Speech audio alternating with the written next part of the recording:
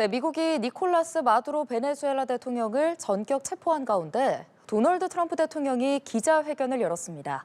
미국은 마두로 대통령 부부를 마약 테러 공모 등의 혐의로 미국에서 처벌하겠다고 예고했는데요. 조금 전 현장 직접 보시겠습니다. Late last night and early today, at my direction, the United States Armed Forces conducted an extraordinary military operation in the capital of Venezuela. Overwhelming American military power, air, land, and sea, was used to launch a spectacular assault. And it was an assault like people have not seen since World War II. It was a force against a heavily fortified military fortress in the heart of Caracas to bring outlaw dictator Nicolas Maduro to justice. This was one of the most stunning, effective, and powerful displays of American military might and competence in American history. And if you think about it, we've done some other good ones like the attack on Soleimani, the attack on al-Baghdadi, and the obliteration and decimation of the Iran nuclear sites just recently in an operation known as Midnight Hammer, all perfectly executed and done. No nation in the world could achieve what America achieved yesterday, or frankly, in just a short period of time. All Venezuelan military capacities were rendered powerless as the men and women of our military, working with U.S. law enforcement, successfully captured Maduro in the dead of night. It was dark.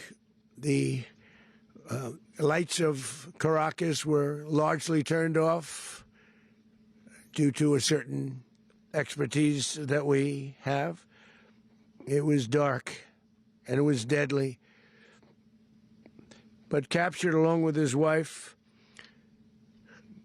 Celia Flores, both of whom now face American justice. Maduro and Flores have been indicted in the Southern District of New York, it's Jay Clayton, for their campaign of deadly narco-terrorism against the United States and its citizens.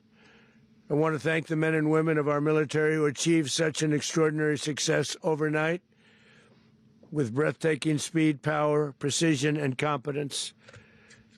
You rarely see anything like it. You've seen some raids in this country that didn't go so well. They were an embarrassment. If you look back to Afghanistan, or if you look back to the Jimmy Carter days, they were different days. We're a respected country again, like never before. These highly trained warriors operating in collaboration with U.S. law enforcement caught them in a very ready position. They were waiting for us. They knew we had many ships out in the sea, just sort of waiting. They knew we were coming. So they were in a ready, what's called a ready position. But they were completely overwhelmed and very quickly incapacitated. If you would have seen what I saw last night, you would have been very impressed. I'm not sure that you'll ever get to see it, but it was an incredible thing to see. Not a single American service member was killed, and not a single piece of American equipment was lost. We had many helicopters, many planes, many people involved in that fight. But think of that, not one piece of military equipment was lost, not one service member was, more importantly, killed. The United States military is the strongest and most fearsome military on the planet by far. With capabilities and skills our enemies can scarcely begin to imagine. We have the best equipment anywhere in the world. There's no equipment like what we have, and you see that even if you just look at the boats. You know, we've knocked out 97% of the drugs coming in by sea. 90%. Each boat kills on average, 25,000 people.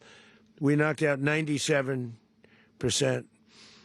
And those drugs mostly come from a place called Venezuela.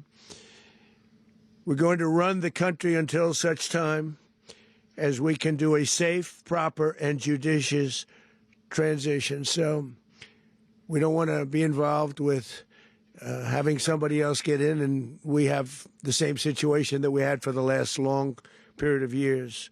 So we are going to run the country until such time as we can do a safe, proper, and judicious transition. And it has to be judicious because that's what we're all about. We want peace, liberty, and justice for the great people of Venezuela, and that includes many from Venezuela that are now living in the United States and want to go back to their country. It's their homeland. We can't take a chance that somebody else takes over Venezuela that doesn't have the good of the Venezuelan people in mind. We've had decades of that. We're not going to let that happen. We're there now, and what people don't understand, but they understand as I say this, we're there now, but we're going to stay until such time as the proper transition can take place. So we're going to stay until such time as we're going to run it, essentially, until such time as a proper transition can take place. As everyone knows, the oil business in Venezuela has been a bust, a total bust, for a long period of time. They were pumping almost nothing by comparison to what they could have been pumping and what could have taken place. We're going to have our very large United States oil companies, the biggest anywhere in the world, go in, spend billions of dollars, fix the badly broken infrastructure, the oil infrastructure, and start making money for the country. And we are ready to stage a second and much larger attack if we need to do so. So we were prepared to do a second wave if we needed to do so. We actually assumed that a second wave would be necessary, but now it's probably not. The first wave, if you'd like to call it that, the first attack was so successful, we probably don't have to do a second, but we're prepared to do a second wave, a much bigger wave, actually. This was pinpoint, but we have a much bigger wave that probably won't have to do. This partnership of Venezuela with the United States of America, a country that everybody wants to be involved with because of what we were able to do and accomplish, will make the people of Venezuela rich, independent, and safe. And it will also make the many, many people from Venezuela that are living in the United States extremely happy. They suffered. They suffered. So much was taken from them. They're not going to suffer anymore. The illegitimate dictator Maduro was the kingpin of a vast criminal network responsible for trafficking colossal amounts of deadly and illicit drugs into the United States. As alleged in the indictment, he personally oversaw the vicious cartel known as Cartel de las Solas, which flooded our nation with lethal poison, responsible for the deaths of countless Americans, the many, many Americans. Hundreds of thousands over the years of Americans died because of him. Maduro and his wife will soon face the full might of American justice and stand trial on American soil. Right now, they're on a ship they'll be heading to, ultimately, New York, and then a decision will be made, I assume, between New York and Miami or Florida. But we have people where the overwhelming evidence of their crimes will be presented in a court of law.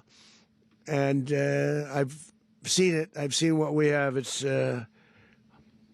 both horrible and breathtaking that something like this could have been allowed to take place. For many years after his term as president of Venezuela expired, Maduro remained in power and waged a ceaseless campaign of violence, terror, and subversion against the United States of America, threatening not only our people, but the stability of the entire region. And you all saw it. In addition to trafficking gigantic amounts of illegal drugs that inflicted untold suffering and human destruction all over the country, all over in particular the United States, Maduro sent savage and murderous gangs, including the bloodthirsty prison gang, Tren de Aragua, to terrorize American communities nationwide. And he did indeed. They were in Colorado. They took over apartment complexes. They cut the fingers off people if they called police. They were brutal, but they're not so brutal now. And I just have to congratulate our military, Pete and everybody, and our National Guard, because the job that they've done, whether it's in Washington, D.C., where we have a totally safe city, where it was one of the most unsafe cities anywhere in the world, frankly, and now we have no crime in Washington, D.C. We haven't had a killing. We had the terrorist attack a few weeks ago. A little bit of a different kind of a threat. But we haven't had a killing in a long period of time, 6-7 months. We used to have two, on average, 2 a week in Washington, our capital. We don't have that anymore. The restaurants are opening. Everyone's happy. They're going, they're walking their daughters, they're walking their children, their wives. They walk to restaurants. Restaurants are opening all over Washington, D.C. So I want to thank the National Guard. I want to thank our military. And I want to thank law enforcement. It's been amazing. And they should do it with more cities. We're doing it, as you know, and we're doing it in Memphis, Tennessee right now, and crime is down. We've just sort of started a few weeks ago, but crime is down now 77%. And the governor of Louisiana called, great person, and he wanted us to help him, as you know, in a certain very nice part of Louisiana. And we have done that. And it was a rough section, and we have crime down. I understand it's down to almost nothing already after 2.5 weeks.